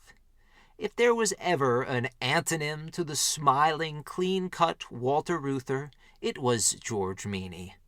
Reuther was straight-laced and never flashy, while Meany partook in the finer things of life, eating expensive meals and staying at swanky hotels. Their two contrasting personalities seemed to play off one another perfectly. Working in secret, Reuther and Meany planned to merge the two largest unions in America. The AFL-CIO was cleaved into existence in February of 1955, to much celebration. Their stated goals were to exponentially increase union membership and battle corruption, and to destroy even the slightest hint of communism in their ranks. In a characteristic move, Reuther voluntarily gave up leadership to the deference of Meany and accepted the role of vice president of industrial unions. In 1956, American union membership was at its zenith. Over 17.5 million Americans belonged to unions. This was over 33% of the urban population. At its height, the labor movement looked down from the precipice on which they were standing and saw a long downhill slope. And it was a slope that was partially of their own making. The American economy showed no sign of sputtering and continued its ascent in the face of a new Cold War against the Soviet Union. People could afford 2 cars, a house, and a large family, and they began identifying more and more with their place of business and claiming loyalty to it, as opposed to relatively abstract ideas like union solidarity. Blue-collar jobs were declining in favor of office and service-related work. American industrialization had hit its precipice, and now it was beginning to decline. This transitional process is still happening, and with it union membership has fallen precipitously. White-collar work opportunities began to give loyal workers the ability to move and seek higher pay from within a company structure. Work stopped being a static thing based around several large industrial cities. Now the whole country was open for movement and business. The labor movement now had to come to terms with the wounds it had inflicted on itself. First came the membership boom of the 1950s, which was directly attributed to union competition. AFL and CIO were rival entities. They struggled and planned hostile takeovers of locals and impromptu votes for new representation. This struggle was incredibly bitter, but it was undeniably helpful for the American labor movement. Next came the most egregious offenses by the labor unions. Starting during the war and ramping up afterwards, American unions became exceedingly anti-communist and wished to drive this point home to the authorities. The AFL and then the AFL-CIO worked hand in hand with the Central Intelligence Agency to undermine and co-opt the labor movement across the globe. The AFL's objective in these covert operations was to gain sympathy with foreign unions and then, through subversion, bribery, and destabilization, destroy them from the inside. This began almost immediately following the Second World War. labor may have had a chance to build a truly international, grand coalition in the face of reactionary lawmakers across the globe. Instead, America's quote-unquote greatest union actively sided with undemocratic forces to bring an end to free will amongst workers in other countries. It was a betrayal of the highest order. Unions received millions of dollars in CIA funding, much more than any donation they could acquire, to operate things like dummy unions, which claimed no members but were given influence in European Union elections. Headed by a former communist, the AFL used its International Affairs Department as a front for the CIA and anti-communist insurgents. They justified this, and likely still do, by claiming they were destroying democracy and union solidarity in order to save it. Throughout the late 1940s, Stalinism prevailed throughout Central Eastern Europe. Former democracies like Czechoslovakia were now forcibly turned into one-party satellite states. The purges followed, and many intellectuals, reformists, and trade unionists were called fascists and class enemies. In the worst instances, those found guilty of quote-unquote treason were executed, and with their deaths, newspapers ran the banners, quote, "To a dog's death," unquote. Armed with the atomic bomb, the Soviet and American superpowers vied for supremacy throughout the world in proxy wars and coups in underdeveloped nations. The worst instances of AFL-CIA activity in Europe occurred in southern France, where union toughs were hired to crack down on communist-run unions, turning the port city of Marseille into an anti-union stronghold well into the 1970s. Some American union leaders felt moral qualms about this sort of thing. Walter Reuther, for example, decried it as, quote, "the chief weakness of American foreign policy," unquote. Indeed, America was proving, in some cases, to be as draconian and heavy-handed as the Soviet Union when dealing with countries in their, quote, "sphere of influence," unquote. Just a few examples of America's brutish tactics include Indonesia's purge of communists and its preceding invasion of East Timor, the overthrow and murder of the democratically elected socialist Patrice Lumumba in Zaire, and the American support of countless racist South American and Caribbean dictators. As American unions cracked down on unions abroad, everyday Americans were being harassed by their government for their supposed beliefs. The Second Red Scare was in full swing, and it was headed by Joseph McCarthy and his gang of delusional conservative politicians. Often overlooked during this period is a simultaneous Purple Scare, in which LGBT individuals were purged from public positions because of their identity or sexual orientation. One of the leaders of these oustings of supposed LGBT individuals was Roy Cohn, a famous conservative lawyer who would later die of HIV/AIDS. Walter Reuther had been through the ringer, and by the time the 50s began, he was lucky to be alive. In 1948, he was attacked in his home by a shotgun-armed assailant or assailants. Reuther was drying his dishes and turning to his wife when 4 slugs tore through his right arm and chest. As he turned, another slug went through his back and out of his stomach. Conscious through all of this, Reuther shouted, quote, "Those dirty sons of bitches. They have to shoot a man in the back. They won't come out of the open and fight," unquote. In the rush to save his life, doctors accidentally infected Reuther's blood with malaria and hepatitis. Following months of physical therapy, Reuther could use his right arm again, but he had to train himself to write with his left. 13 months later, his brother Victor was shot in the face by a shotgun blast. He had to have his eye surgically removed. When Attorney General Tom Clark requested the FBI investigate the shootings, J. Edgar Hoover refuted him. No one was ever arrested for the 2 nearly deadly attacks.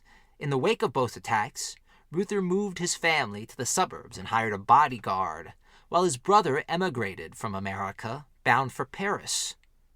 American labor's interference with foreign unions did not stop with Europe and Asia, but moved more aggressively to South American shores. Under the American Institute for Free Labor Development, or AFLD, the AFL-CIO reached new heights of conspiracy. In 1954, AFLD was instrumental in bringing down the pro-labor government of Jacobo Arbenz. Arbenz was threatening land reform, which would end the United Fruit Company's reign of feudalism across Guatemala. Brought in to lead the liberation of Guatemala was Colonel Carlos Castillo Armaz, who upon seizing power proved to be a blood-soaked right-wing dictator. The AFL-CIA moved on to British Guyana, where it undermined the elected government of Chedi Jagan. Continuing its reign of terror, it struck in the Dominican Republic in 1965, and finally, it helped lend military and monetary support to the overthrow of the democratically elected Allende government in Chile. In a final address to his people before taking his own life, President Allende says, quote, "Workers of my country, I have faith in Chile and its destiny. Other men will overcome this dark and bitter moment when treason seeks to prevail. Keep in mind that, much sooner than later, the great avenues will again be opened through which will pass free men to construct a better society. Long live Chile," unquote. Similar sentiments, at different times, were expressed by America's labor martyrs. How would they feel knowing American unions were the prime movers of these actions, which saw the resurgence of reactionary governments across the world? These revelations were not uncovered until the mid-1960s, when they were revealed accidentally at a routine congressional hearing. Meanwhile, at home, critics were claiming that American labor unions were vastly corrupt. In truth, there had always been some form of graft in almost all union halls and jobs. There were kickbacks and extortion, and preferential treatment ran rampant. As membership in unions rose, however, union treasuries began a steep ascent into the millions and tens of millions. This meant corruption could be even more lucrative and devastating if discovered. Previously, in American labor's bygone days, whole treasuries were carried on the treasurer's person. In the new modern world of the 1950s, treasurers became instrumental in covering up such graft and shady dealings. The whole concept of what a labor leader did and how they were supposed to function had changed. Union leaders now had to shake hands with senators and lawmakers, not the workers they supposedly represented. It became big business unto itself, and like any business, corruption, if left unchecked and unregulated, only gets worse. Unions were no different in their level of corruption than any major industry or business of the same exact time. Labor unions were singled out because they were supposed to be for the little guy. Those accused of corruption were stealing from the working class, not some nameless billionaire corporation. The effects of corruption have completely destroyed the image of the labor movement in the eyes of many conservatives and moderates. It is not without cause, even though it is convenient to their interests to hold these beliefs.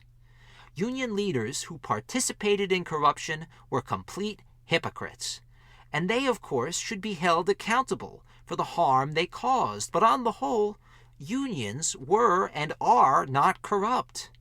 They, like all things in modern society, have the ability to be corrupted or to maintain corrupt elements. The main influence and the most famous is the influence of organized crime on labor unions.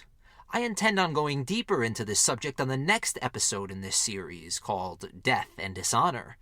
But just to give a preview of that, 1947 was the first stirring of something amiss within labor unions, with the intrepid investigative journalism of Malcolm Johnson, who worked for the New York Sun.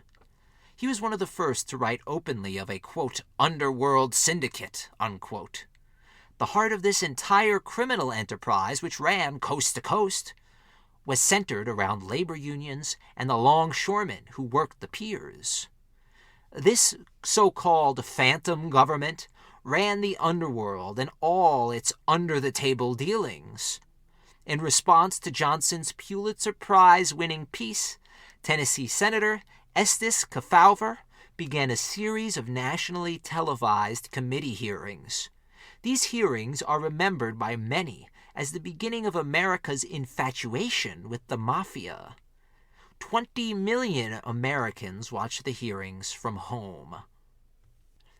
Seeing its success, a young Robert Kennedy intended on uncovering the whole truth behind the connection between organized labor and organized crime. As if to drive home the need for more understanding on the connection between the two, New York Post writer Victor Reissel had acid thrown in his face by a group of men. He was attacked after criticizing Johnny Dio, a known Union officer and racketeer. In the wake of the attack, Eisenhower demanded the necessary reforms from the AFL-CIO. George Meany promised them, saying, quote, "Just as we have defeated the enemies without, so will we defeat the enemies from within," unquote. Kennedy's inquiry into organized labor racketeering would focus primarily on the International Teamsters Brotherhood, who were well known for participating in corruption and had several presidents directly implicated with organized crime. The ITB's first president was Cornelius P. Shea, who went on to work with Al Capone and the Outfit in Chicago. Kennedy's first target was then Union President Dave Beck. Beck had been in the process of growing the union's membership and oversaw construction of a 5-story union headquarters in Washington, D.C. Kennedy and his associate, Carmine Bellino, believed Beck was dipping into union coffers. They were correct. Beck spent union money on everything. It did not matter how big or how small the item, it was purchased with union funds. Heading this bipartisan commission was then Senator JFK and Republicans like Barry Goldwater and Joseph McCarthy. Seeing the hammer about to fall, Beck conveniently departed on a vacation to the Caribbean, Ted Cruz style. Upon his return, he invoked the Fifth Amendment countless times. To TV audiences, he was guilty. George Meany decided then and there to expel the Teamsters from the AFL's ranks. Waiting to be interviewed next was none other than Jimmy Hoffa, a charismatic and likable labor leader. He had led his first strike at 19 and was integral in extending Teamster membership to include long-haul truckers. Controlling the roads, warehouses, and the city, Teamsters were an incredibly powerful force in the labor movement, and they still are. The recent victory for UPS workers was astonishing and will be discussed in detail later in this series. Philip Dray says, quote, "Hoffa's brashness and the fact that his success had been self-made endeared him to his followers," unquote. Indeed, Hoffa was one of the most popular union leaders of the entire era. His association with Johnny Dio, the man accused of orchestrating the acid attack on Victor Reissel, did hamper his public image a bit, but his star still shined in spite of the criticism and accusations he faced. Dio is remembered for striking a newspaperman who got too close to the racketeer and shouting, quote, "Don't you know I have a family?" unquote.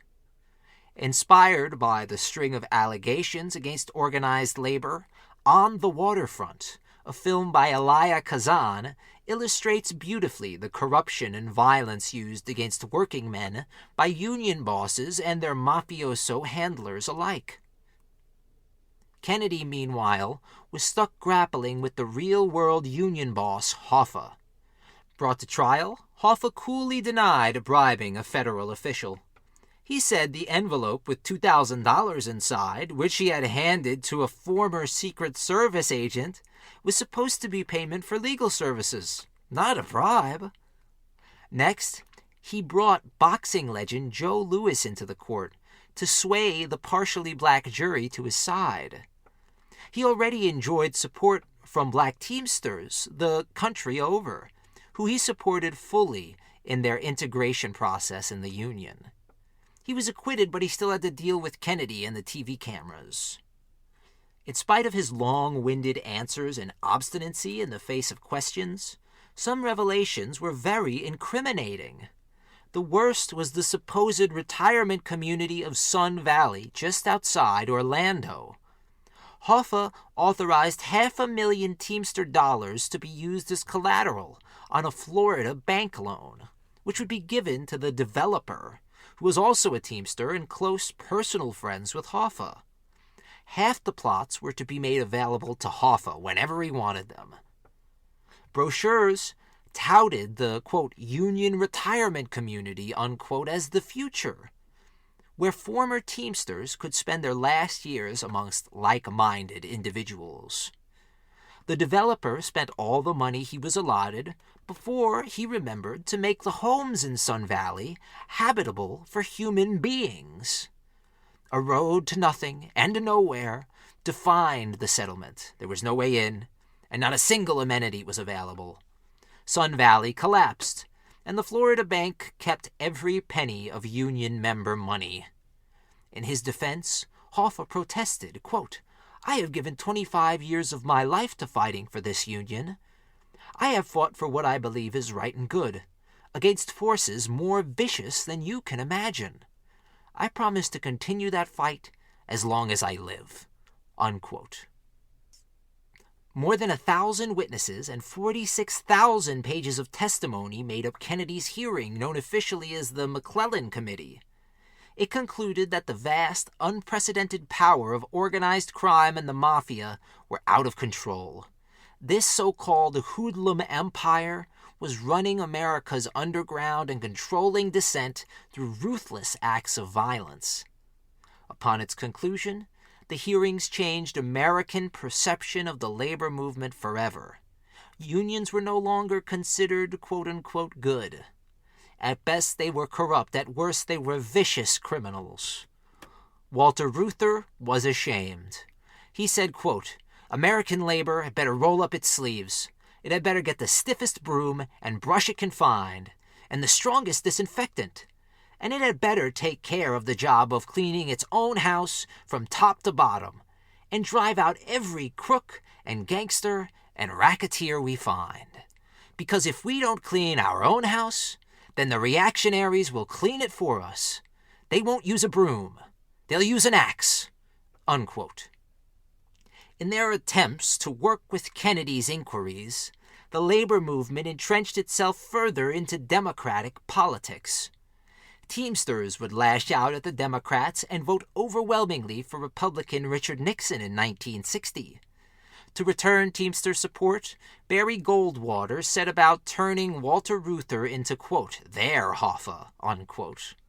He demanded to know about the violent tactics used during the Sheboygan collar manufacturing strike of 1954. During the 2-month-long action, Unionists were accused of physical intimidation and assaults against their replacements. Reuther was specifically accused of allowing violence to permeate on his watch. Reuther, for his part, deplored the violence and reassured the Goldwater Committee he would never advocate for violence during a work dispute. Goldwater next produced the letter written by a youthful Reuther in 1934, when Reuther was touring Europe by bicycle. This letter was used by Goldwater to imply that Reuther wanted communism imported to America.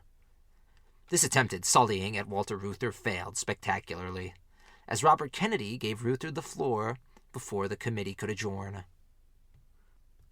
Conservatives were re-energized by these hearings nonetheless, and lawmakers would begin to crack down on the freedoms deemed too excessive for labor unions. One of its first devastating pieces of legislation was the Landrum-Griffin Act. This act further restricted things like picketing and boycotting, and it placed definite limits and checks on union leadership and the way in which unions were allowed to function. It was the sign of the start of a new chapter in American labor history. The workers had written, but now big business would revise. Their cuts, additions, afterthoughts, and edits would be left for the workers to sort out. Change truly defined America's labor movement, and those changes, for better or worse, define America today. We are still dealing with the fallout from Kennedy's hearings and the effect they had on conservative American opinion. Labor unions were now considered corrupt, when previously they were nearly unimpeachable on their moral high ground. The labor movement proved it was just as susceptible to the natural shocks and conditions of the world as any movement. And speaking of change, my sister is having a baby, and my brother is getting married. With these events occurring nearly simultaneously, I will not be able to premiere the 6th episode of this series in 2 weeks. We'll be back on October 3rd with the 6th installment, Death and Dishonor. Thank you all so much for listening. I'm your host, Joseph Pascone. Happy American Labor Day to all of you driving to or from work, or listening as you do chores. Without you, the planet would not function. The great lie of the billionaire class is that they control the world. In reality, the worker controls everything, and they alone bring true vitality to this planet's economic life. Never forget that, and never forget that your voice counts. If you like what you heard today, you can support us by donating on PayPal at Turning Tides Podcast 1. Thanks for the support and thank you for listening. If you like what you've heard, we'd really appreciate it if you take the time to rate and review Turning Tides on whatever platform you use to listen, and share the show on social media. It really helps us to bring the show to more listeners. Thank you guys so much. Thank you to everyone for listening. We'd also like to say thank you to Movo Photo. We use their sound equipment for this podcast, as well as all of our other projects at AntiKs Entertainment. They make great equipment at great prices, and we really appreciate that they make content creating so accessible for indie creators like us. Check them out on social media at Movo Photo, MOVOPHOTO. Thank you again.